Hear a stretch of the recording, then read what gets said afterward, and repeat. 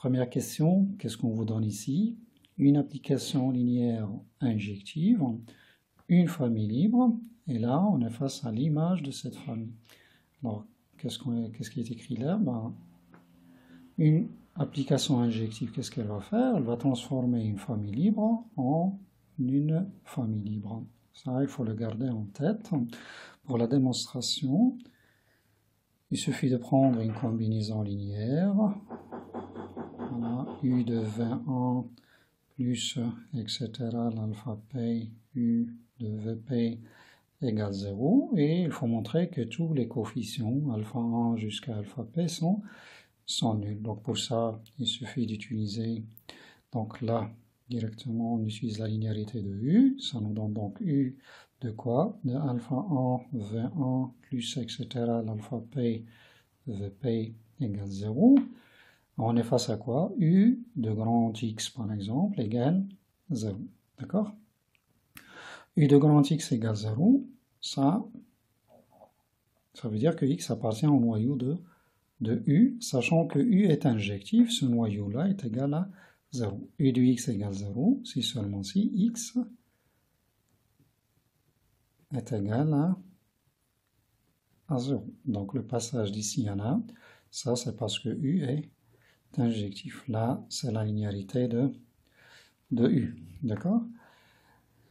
Alors, là, qu'est-ce qu'on va utiliser à votre avis? Eh bien, ce n'est qu'à ce moment qu'on va utiliser le caractère libre de la famille V1 jusqu'à VP. D'accord? Donc là, ça nous donne tous les coefficients, ils sont nuls. Pourquoi ça? Parce que la famille V1 jusqu'à VP, comment est libre. Voilà, ça termine la démonstration. Bien. Alors, deuxième exercice, je prends deux endomorphismes de E. Pourquoi est-ce que l'image de UV est inclue dans l'image de U? D'accord? Bien ça, c'est simple. Si je prends un vecteur là, soit Y, pourquoi Y? Parce que c'est une image, hein, tout simplement. D'accord? Donc Y, c'est une image par quoi? Par UV. Donc UV d'un certain X. D'accord? Il existe un X dans E tel que Y égale UV de X. Et je peux écrire la chose comme ça. C'est U de V de X. Donc ce qu'on voit là, c'est que Y est une image par U. D'accord? U de quelque chose, de grand X là. Ça veut dire donc Y appartient à quoi? À l'image de U. C'est une image par U. Ça y est, ça termine la démonstration. Donc cet ensemble-là est inclus dans cet ensemble. Espace, si on veut. Alors maintenant, on suppose de plus que V est bijective. Lorsque V est bijective, alors là, il y aura égalité. Donc c'est l'autre sens qui nous intéresse. D'accord? C'est-à-dire ce sens-là.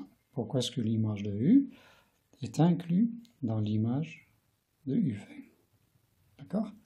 Je prends donc un Y là, soit Y appartenant à l'image de U. C'est donc une image par U. C'est U d'un certain... Bon, pour ne pas confondre avec ça, on va mettre un certain Z, hein, pourquoi pas.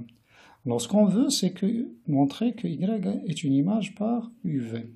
D'accord? C'est-à-dire Y égale UV de quelque chose.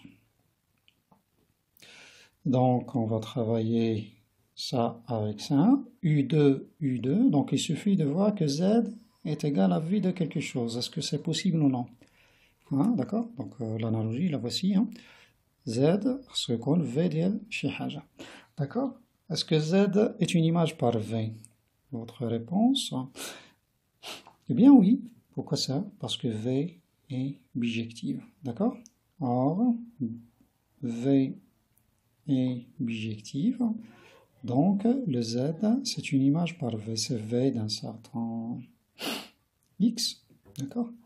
Et donc, voilà, je n'ai qu'à remplacer. Et là, on voit que Y est une image par UV. Ça, c'est UV de X. Ça y est.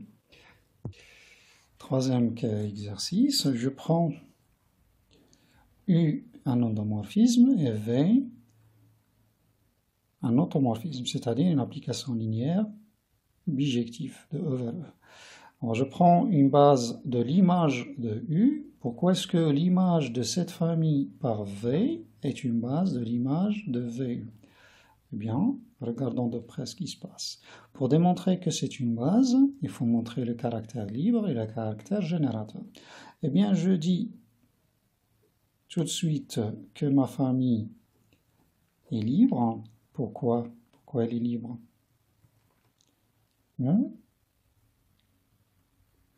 Eh bien, parce que c'est l'image d'une famille libre par une application comment? Une application injective. C'est votre premier exercice. Au lieu de U, vous avez le V. D'accord? Les YI là, ce sont les VI ici. D'accord? Hein? La famille est une base, donc elle est libre. Donc j'ai cette donne-là. Mon application V, les YANA-U, est-ce qu'elle est injective? Elle est injective. On vient de dire qu'elle est bijective. C'est bon? Donc cette famille-là est libre comme image d'une famille libre par un endomorphisme injectif. Voilà, c'est la justification. C'est bon? Voilà, donc la famille est bien libre. C'est une famille génératrice. Pourquoi? On l'écrit d'abord et on justifie ensuite. C'est une famille génératrice de quoi? De l'image de V. Alors pour ça, il faut montrer que chaque vecteur ici est une combinaison linéaire de ces vecteurs. Je prends donc un vecteur là, soit Z,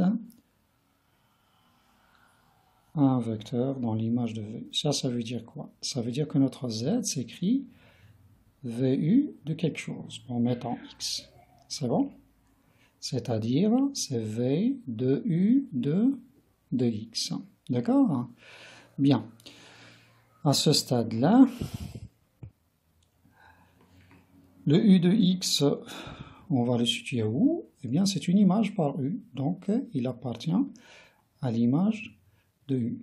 Puisqu'il appartient à l'image de U et que l'image de U, dans l'image de U est rapportée à une base, les Y1 jusqu'à YP, eh bien ce U de X, on peut l'écrire comme combinaison linéaire de ces vecteurs. C'est un alpha 1, Y1, plus, etc., l'alpha P, YP. De sorte que notre Z va s'écrire comment? Eh bien V de tout ce monde.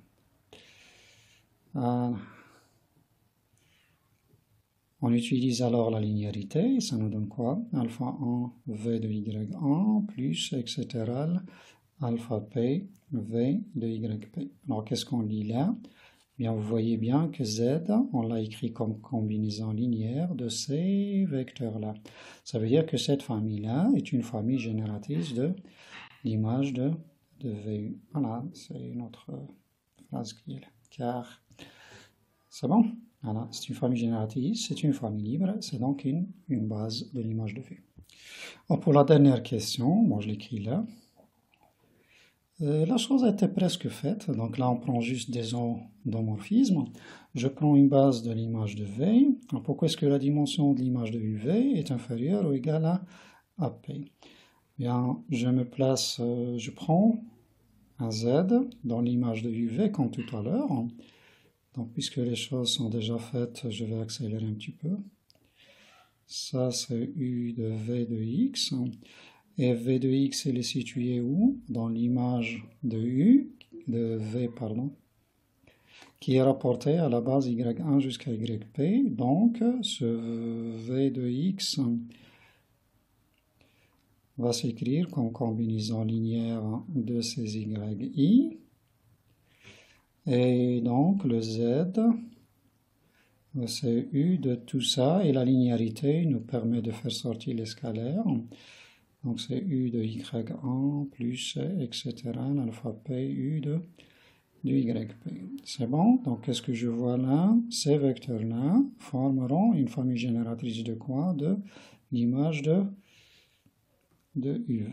Voilà, U de Y1, etc., U de YP. Est une famille génératrice de quoi? De l'image de de UV. C'est bon? Alors, on veut la dimension de l'image. La dimension de l'image, on avait dit, c'est le cardinal d'une base. Là, on dispose juste d'une famille génératrice. Est-ce que la famille est libre? Eh bien, c'est pas comme tout à l'heure. Chez Kif Kif. V bijectif, il y a le transformer une famille libre en une famille libre. Ça, c'est le caractère 1, injectif, qui permet de... Il كان توفر كيعطينا هاد la famille libre, d'accord? Mais U n'est pas, dans notre énoncé, n'est pas bijective, n'est pas injective. Donc là, ce qu'on va faire, on va juste parler de... On va faire appel au théorème de l'extraction d'une base, d'accord? On a une famille génératrice, et on avait dit, de toute famille génératrice, on peut extraire une base, d'accord? On peut extraire une base de cette famille. Une base de quoi? De l'image, bien sûr. De l'image de UV. D'accord? Alors, la base, ce sera une sous-famille de cette famille-là. Donc, le cardinal de la base est inférieur ou égal à AP. D'accord? Cardinal de la base, ça on l'avait déjà écrit, cardinal de la famille génératrice là, d'accord? Ça veut dire que la dimension de votre espace, l'image de UV, est inférieure ou égale à cardinal de votre famille génératrice. Vous voyez bien, elle comporte P vecteur. Voilà. Alors, on parle de l'image et ce qui nous intéresse, c'est la dimension. Alors la dimension de l'image, c'est elle qu'on va appeler le rang de l'application. Donc on donne une petite définition ici. Quand est-ce qu'une application linéaire est dite de rang fini? Eh bien si seulement si son image, l'image de U, est un espace de dimension finie, d'accord? Et de dimension finie. Voilà pour la définition. Et cette dimension-là, on l'appellera, et dans ce cas, dimension de l'image de U, c'est elle qu'on va appeler le rang de U. D'accord? Côté notation, on note juste RG comme ça de U, avec des parenthèses sans parenthèses, c'est kiff kiff, pour le moment. Donc, mettons l'expression est là, de loin entre parenthèses. Alors, une petite propriété concernant le rang, là. Je prends deux applications linéaires comme ça. Bon, j'ai donné des applications comme ça pour pouvoir composer. D'accord? Alors, de E, donc ce qui est en commun, c'est ça. Donc, le U maintenant, à l'arrière, la voilà. Et ça nous permettra de parler de quelle application ici? Eh bien, de UV. Donc, ce petit changement-là, c'est juste parce qu'on a des UV, mais chez V. L'habitude, c'est bon? Bien, donc on veut parler de comparer le rang de UV avec le rang de V, le rang de U. U est supposé de rang fini, V est supposé de rang fini. Pourquoi d'abord UV est de rang fini? D'accord? Revenons à ce qu'on avait fait comme préparation. Regardons ce qui se passe exactement là où il y a le UV, donc cette propriété-là. Qu'est-ce qu'on a écrit? Bon, là, j'ai donné l'exercice avec des endomorphismes pour ne pas vous casser la tête, mais la chose est valable avec ce qu'on vient de faire en cours. C'est-à-dire, même si vous prenez le U appartient à L, le F, G comme ça, le V appartient à L, E, F, ça marche. C'est bon? Si vous regardez la démonstration, rien ne changera. C'est bon? Bien. Donc déjà, l'image de UV, on la situe dans un espace vectoriel de dimension finie. À l'échelle de dimension finie, on avait dit U est de rang fini. Donc un sous-espace d'un espace vectoriel de dimension finie est lui aussi de dimension finie. Mieux encore, donc un grand F, un sous-espace de grand E, ou dimension finie, donc dimension de grand F, et comment par rapport à la dimension de l'espace? Eh bien, elle est inférieure ou égale à la dimension. C'est bon? C'est ce qu'on va écrire là. Donc, rang, la dimension de l'image, par définition, c'est le rang. Rang de UV, il est inférieur ou égal à quoi? Dimension de l'image de U, c'est-à-dire rang de U. D'accord? Ça, d'une part. Si je prends maintenant, il y a une autre image là, voici, des endomorphismes. On a montré, là encore, la chose, elle marche. Si vous regardez votre démonstration et vous prenez ça, ben, ça ne change pas grand-chose. Alors l'image de UV, sa dimension, c'est-à-dire le rond de UV. Et comment? Est inférieur ou égal à P. Mais si je regarde bien le P, voilà, le P c'est quoi? Bien ce n'est, puisque ça c'est une base, P, ce sera la dimension de l'image de V. Dimension de l'image de V c'est quoi? C'est le rond de V par définition. C'est bon? Donc qu'est-ce qu'on lit là? Rond de UV est inférieur à rond de U et inférieur à rond de V. Hein? C'est bon? C'est ce qu'on va écrire comme propriété. D'accord? Elle est inférieure à rond de U et inférieure à rond de V. Bon, vous pouvez écrire la chose sous forme compacte, juste qu'il la ligne. Sur une seule ligne, comment écrire ça? Eh bien, vous avez A inférieur à B, A inférieur à C, ça veut dire A inférieur au minimum de B et de C. D'accord? Voilà.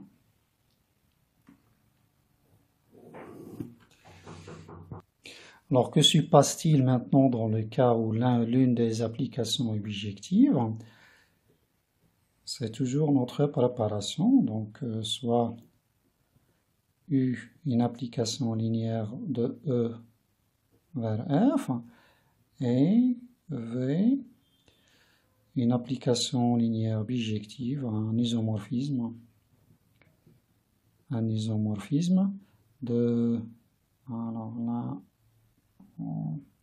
bon, de F vers G. Donc je n'ai la composée de l'ordinateur avec ça. Bien, ça sera V en U. On va parler de VU. Regardons notre préparation. D'accord? Finir VU. Mais ce V est comme bijective. Alors VU, là voici. C'est bon? Vous verrez. Là encore, vous pouvez changer les données. Hein? U, L, E, F, V, isomorphisme de F vers G, et ça ne change pas grand-chose si vous regardez votre démonstration. Alors, qu'est-ce qu'on lit là? Ça, c'est une base de l'image de U, ça veut dire que P, c'est la dimension de l'image. Et la dimension de l'image, c'est quoi? C'est par définition le rond de U. Qu'est-ce qu'on lit là encore? Hein? العدد ديال العناصر هنا هو P, c'est une base, donc P c'est la dimension de l'image, hein, c'est-à-dire que P c'est le rond de VU. Alors qu'est-ce qu'on va lire là? Bien, le rond de VU c'est exactement le rond de U. Donc là on a pris une application linéaire et on a composé à gauche par un isomorphisme. Que se passe-t-il si je fais le contraire? D'accord? Si je compose à droite par un isomorphisme, on se demande est-ce que si c'est pas le rond de U, hein, comme tout à l'heure. Hein. Le rond est invariant lorsque je compose par isomorphisme. D'accord? Il ne change pas. C'est bon? J'écris là. Le rond est invariant.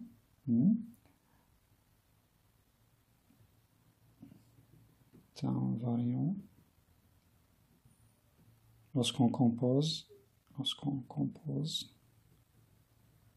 par des isomorphismes, d'accord?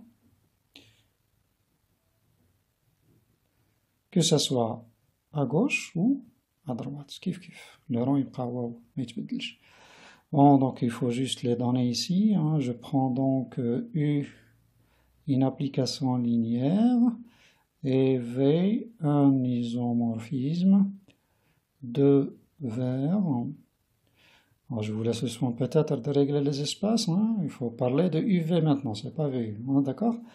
On a alors ça. D'accord? Ça, c'est dû à quoi? C'est notre préparation toujours. Alors, ce qu'on veut, c'est rond de UV maintenant, sachant que V est bijectif. Où est-ce qu'il est UV? Voilà. UV, voilà ce qu'on lit. Donc, non seulement la dimension est égale à la dimension, mais l'espace est égal à l'espace. L'image de UV, c'est l'image de U. Donc, on passe à dimension. Dimension égale dimension, c'est-à-dire le rond de UV, c'est le rond de U. Alors maintenant, on va appeler d'un grand théorème en algèbre linéaire, ce qu'on appelle le théorème du rond. D'accord? La situation est la suivante. Je prends une application linéaire de E vers F. Je suppose que E est de dimension finie.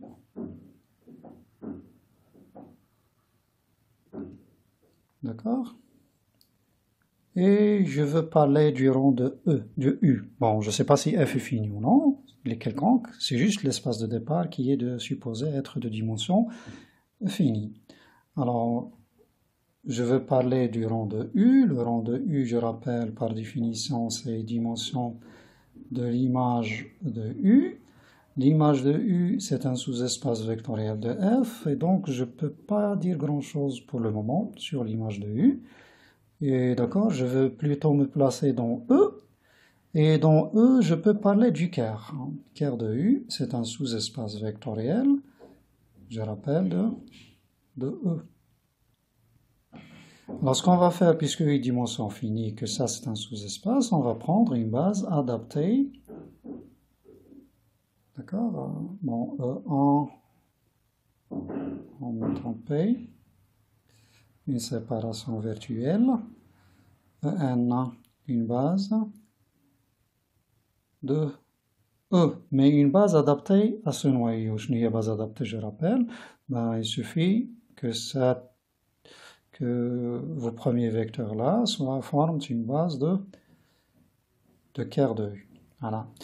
D'accord? Ils vont engendrer un sous-espace G, par exemple, mais qui est supplémentaire avec le kerr de U. D'accord? Je l'écris là. Kerr de U plus ce G là, c'est ce. Bon, ça, on a déjà parlé de ça. D'accord? Ça, je prends une base donc adaptée à kerr de U et on va raisonner un petit peu. D'accord? Alors, qu'est-ce qu'on a dit à propos de l'image? L'image de U, on avait dit qu'elle est engendrée par les images d'une famille génératrice. Voilà, on est là. Ça, c'est une famille génératrice. U de EP, U de EP plus 1, U de EN. D'accord? Alors, là, qu'est-ce que je lis? U de E1 et E1, c'est quoi? C'est un vecteur dans kerr de U. Ça veut dire que son image est comment? Bien, elle est égale à 0. En fait, toutes ces images-là, elles sont nulles. D'accord? Donc, ces vecteurs-là s'écrivent comme combinaison linéaire. Ça veut dire que ça, c'est vecteur de U de P plus 1, etc. UN. Déjà pas mal. Donc, déjà, hein, qu'est-ce qu'on lit là? L'image de U est engendrée par une famille génératrice finie, ça veut dire qu'il a une dimension finie. Ça veut dire que U est de rang fini. C'est quoi ce rang exactement? Ben, il faut préciser davantage. Ça, c'est une famille génératrice, alors peut-être qu'elle est libre. Hein? Vérifions la chose.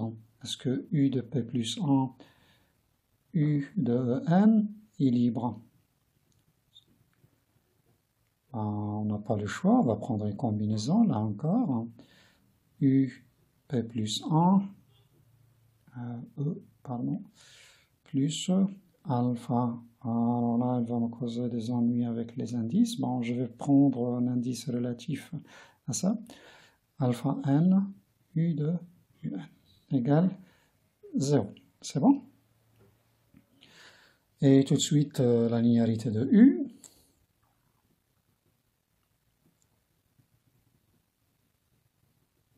Voilà. Qu'est-ce qu'on voit là? Ça, c'est U de grand X égale 0. Ça veut dire que le grand X est situé où?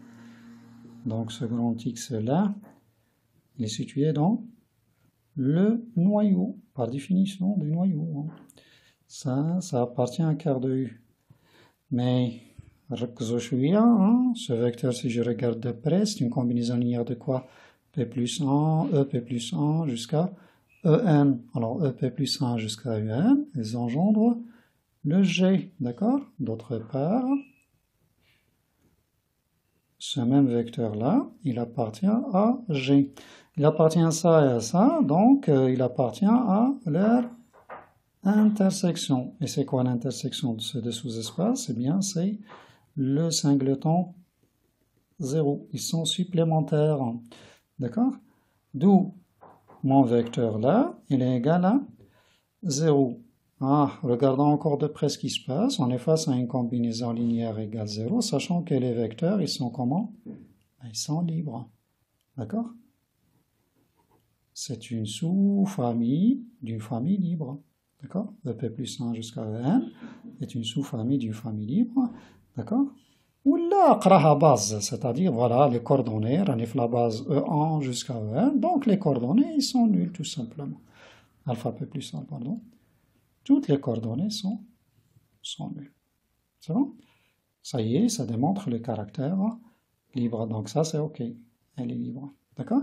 Génératrice est libre, ça veut dire que c'est une base. U de EP plus 1 jusqu'à U de N est quoi? Est une base de l'image de U. Donc, la dimension de l'image, c'est quoi? C'est-à-dire le rang de U, c'est quoi? C'est le nombre des vecteurs là, cardinal d'une base. D'accord? C'est N moins P plus 1 plus 1, c'est-à-dire c'est N moins P. Bon, chose qu'on peut écrire autrement, le rang de U, c'est quoi? C'est N, ça c'est la dimension de quoi? De E, d'accord? Moins le P c'est la dimension de quoi? Du quart. Voilà, donc on vient de démontrer une propriété très très importante. On écrit notre théorème ici. Théorème. Soit U, une application linéaire de E vers F, où E est un espace vectoriel supposé de dimension finie. D'accord? Hein?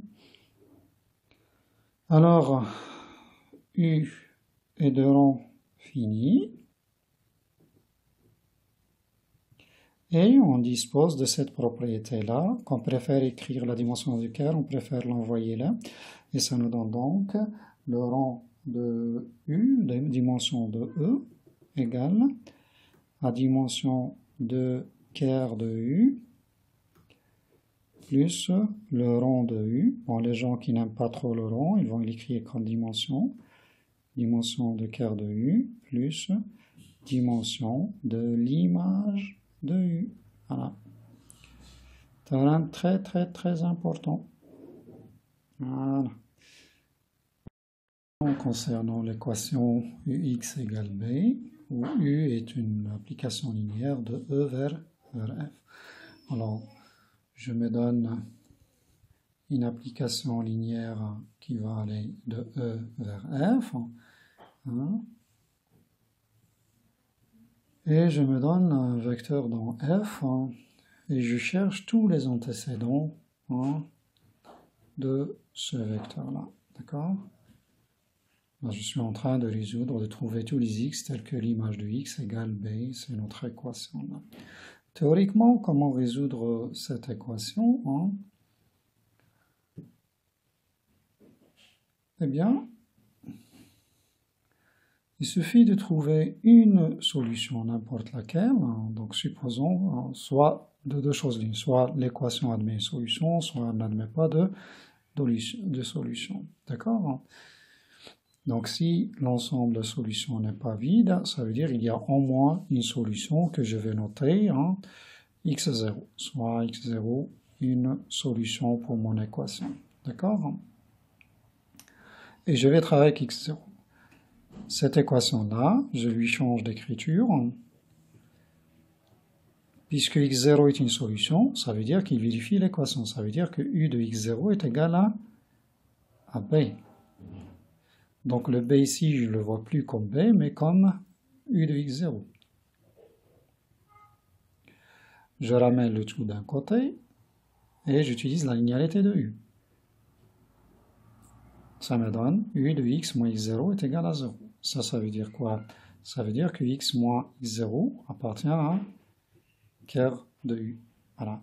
Donc on vient de dire, de trouver toutes les solutions. Alors l'ensemble solution S de notre équation, c'est l'ensemble des éléments qui s'écrivent x0, d'accord? X moins x0 égale à un certain y, bon, y c'est une image, bon, on va mettre x comme ça, qui appartient à un quart de u, d'accord? Donc c'est x0 plus un vecteur dans quart de u, d'accord?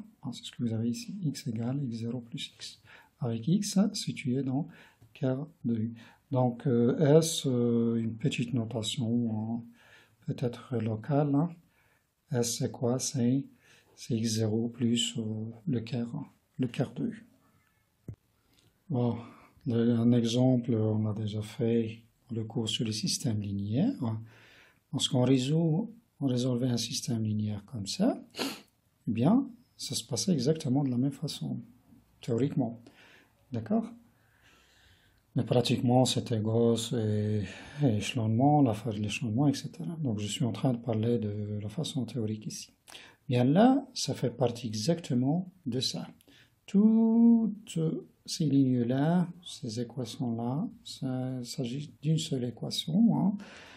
En effet, si vous prenez l'application, alors où est-ce qu'elle est l'application U, c'est quoi le E, c'est quoi le F, c'est quoi le B ici?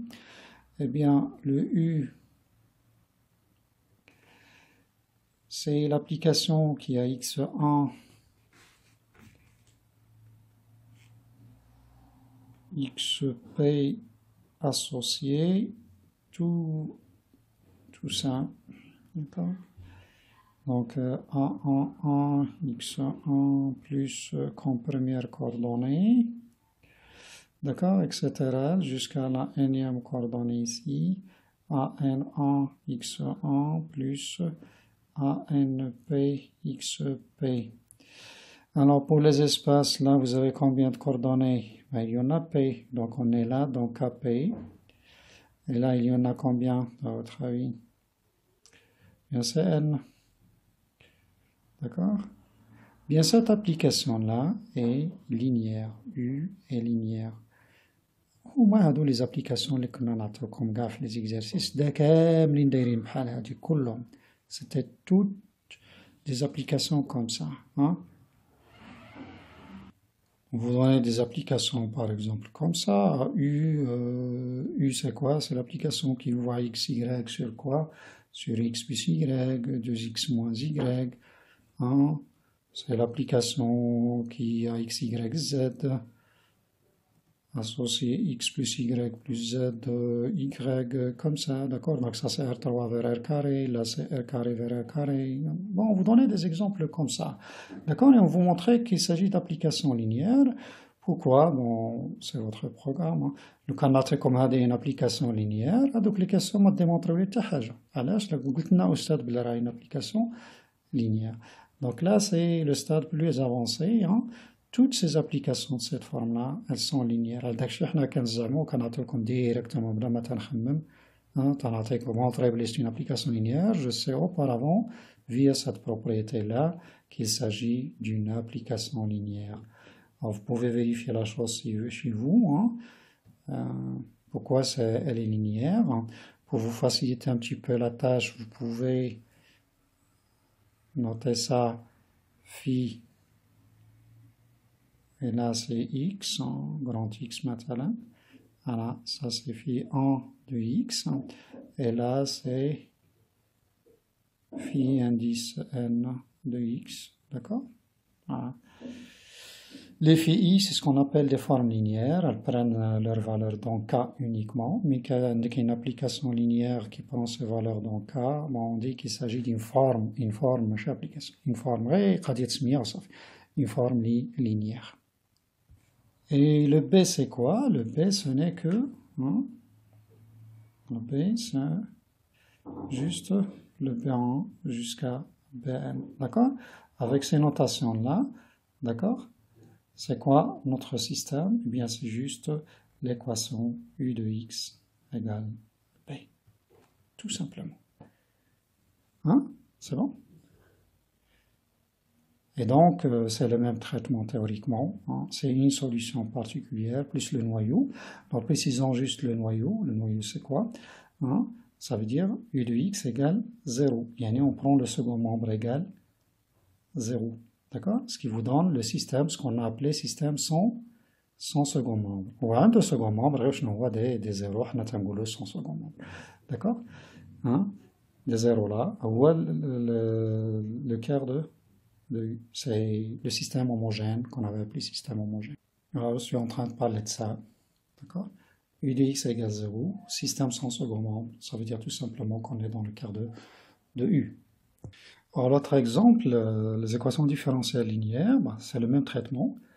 On avait parlé d'équations différentielles linéaires d'ordre 1. D'accord? Il s'agissait d'équations de type y' plus ax, y égale une fonction b de x. Eh bien, c'est la même chose. Les espaces ANA ou les applications ne sont pas familières pour vous, assez familières pour vous. D'accord? Donc là, l'application, c'est quoi? C'est l'application KY associe y' plus ax, y, avec cette notation-là.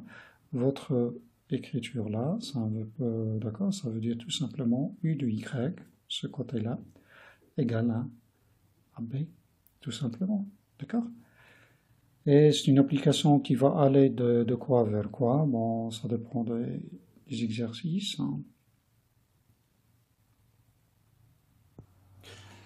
Donc là, chercher une solution, c'est chercher une fonction dérivable d'abord. Donc on va se placer dans l'ensemble des fonctions dérivables, de i dans k par exemple. D'accord? Et là, ça dépend des exercices qu'on vous donnera. D'accord? Voilà, des choses comme ça. Voilà les espaces dans lesquels on va travailler. D'accord? Et on peut améliorer la chose ici, mais ce n'est pas notre souci théoriquement pour le moment. D'accord? Donc voilà, l'application elle est bien linéaire. U est linéaire. Vous pouvez vérifier la chose, c'est la somme d'applications linéaires. On a déjà vu que l'opérateur dérivé est linéaire. D'accord? Et là, on n'a fait que multiplier y par ax. Vous pouvez vérifier votre linéarité facilement. Donc ça, c'est pour les équations du premier degré. Pour les équations de deuxième degré qu'on a vues, c'était des équations de type a y seconde plus by' plus cy égale une fonction d de x, par exemple. D'accord? Bon, là encore, c'est le même traitement. Il s'agit on est dans ce cadre-là, c'est u de y, c'est pas ce u-là, mais disons c'est v, d'accord, si vous voulez. V de y égale d cette fois-ci. D'accord? V, c'est quoi? C'est l'application qui a y associe a y seconde plus by' plus cy. Là encore, c'est facile de voir qu'elle est linéaire. Les opérateurs dérivés sont linéaires et là, ce n'est que l'identité. D'accord? C'est une combinaison linéaire de quoi? D'application linéaire. D'accord? Et là, la même chose. Donc, sauf que là, c'est dérivabilité deux fois.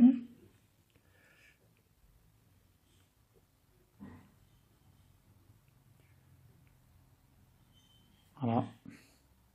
Il s'agit du même cadre. Donc, le traitement, c'est le même. Et vous vous souvenez bien ce qu'on faisait, son second membre. Et ensuite, on cherchait une solution particulière. Et on trouvait combien de solutions? On trouvait, donc là, pour la dimension 1, pour l'ordre 1, c'est dimension 1. Pourquoi dimension 1? Parce que pour l'équation homogène associée, qu'est-ce qu'on trouvait comme solution? On rappelle, ça c'est y' égale à quoi? Y égale lambda fois exponentielle moins ax, où a est une primitive de a. Donc vous voyez bien, c'est, d'accord? Un scalaire fois un vecteur. Un vecteur ici, c'est une fonction. C'est bon? Donc l'espace solution pour l'équation homogène, c'est une droite. D'accord? C'est k fois cette fonction-là, que j'appellerai phi par exemple. Voilà. C'est une droite engendrée par phi. Vous vous souvenez de ça? Par contre, en dimension 2, ça dépendait de votre équation caractéristique à R carré plus BR plus C égale 0, hein, une solution. Mais dans tous les cas, on trouvait les solutions sous cette forme, d'accord? Hein, un coefficient lambda fois plus un coefficient fois. Vous vous souvenez? Donc, par exemple, lorsqu'il y a deux solutions distinctes pour AR carré plus BR plus C, il y avait là ER1 fois X, et là, il y avait ER2 fois X. Donc, ça, c'est phi 1 de X, et là, c'est phi 2 de X. Où l'équation caractéristique admet une racine double, hein, il y a toujours deux solutions, hein. Donc, SH, c'est quoi? Ben, c'est un plan. C'est un plan dirigé par deux vecteurs. Les on a des fonctions phi 1 et phi 2, ça dépend des situations, hein. Donc là, voilà le phi 1, là, voilà le phi 2. Là, par contre, ce sont deux autres. Et c'est la même chose pour les autres, d'accord? Les autres situations, toujours dirigées par deux, hein, c'est de dimension 2, hein. Dimension 2. Là, c'est dimension 1. Dimension 1, c'est équation différentielle linéaire de premier ordre. Voilà, le 1. Là, c'est le second ordre, deuxième ordre. Voilà, le 2. Dimension 2. Dimension 1. Voilà.